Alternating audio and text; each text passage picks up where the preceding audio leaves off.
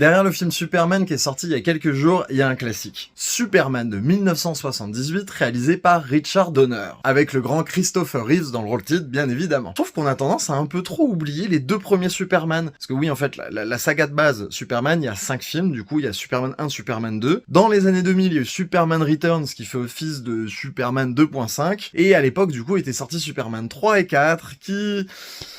Ouais, c'est nul à chier. Voilà, c'est nul à chier, je voulais paraphraser, mais non, c'est nul à chier. Et en tout cas, ici, on est là pour parler du tout premier Superman, et vous conseillez d'aller le voir, il est disponible sur HBO Max et sur Canal. En tout cas, ce film Superman, c'est quand même la base de comment écrire un mythe. Le film reprend absolument toutes les bases mythologiques du super-héros. Le départ de Krypton, l'arrivée sur Terre, son arrivée au Daily Planet, la rencontre de Lois Lane, la rencontre avec Lex Luthor, enfin bref, vraiment, jusqu'à la Kryptonite, vraiment, il y a toute la base mythologique de Superman. Et bon Dieu que ça fait du bien. Dans un monde où aujourd'hui, les films de super-héros, on en a beaucoup vu. On s'attarde beaucoup moins sur les origines et sur les archétypes, ce qui est normal, hein, le genre vieillit, le genre grandit, donc on a besoin d'aller chercher autre chose pour le public comme pour les réalisateurs. Du coup, ça fait du bien de voir un film de super-héros simple, qui déjà pose un peu les bases du genre, bases qui existaient déjà auparavant, mais là qui les pose avec le budget qu'il faut pour les poser, et aussi qui en profite pour, comme j'ai dit en fait, écrire le mythe, pas le réécrire. Superman, il y a une légende qui l'accompagne, et tout ce qui concerne cette légende de Superman est dans le film. Et contrairement au film de James Gunn, c'est un film qui prend son temps. On laisse le temps aux personnages d'apprendre à se connaître, on laisse le temps aux scènes de s'installer. En plus, le film ne manque pas de trucs spectaculaires, surtout qu'à l'époque, on était plus facilement émerveillé. Donc déjà, rien que voir Superman voler, ça reste un spectacle. En plus, il y a toute la scène avec Lois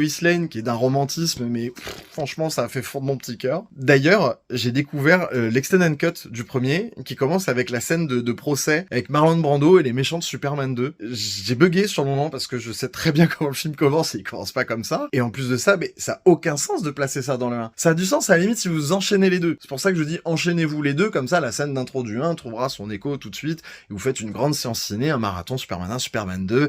Puis si vous voulez vous faire kiffer, vous terminez par Superman Returns, qui est un bon film. Et surtout, vous vous arrêtez là. Et si en plus vous avez jamais vraiment aimé Superman et que vous êtes toujours resté distant parce que vous êtes des gens complètement dark qui préféraient Batman, sachez que Superman, il y a quand même deux bons films. Et il n'y a pas besoin d'avoir la sombritude de Man of Steel, autre film que j'aime beaucoup quand même, mais que même dans son côté pulp et édulcoré, un film Superman, ça peut quand même super bien fonctionner. Voilà, c'était juste une petite reco comme ça, on se retrouve plus tard, ciao ciao.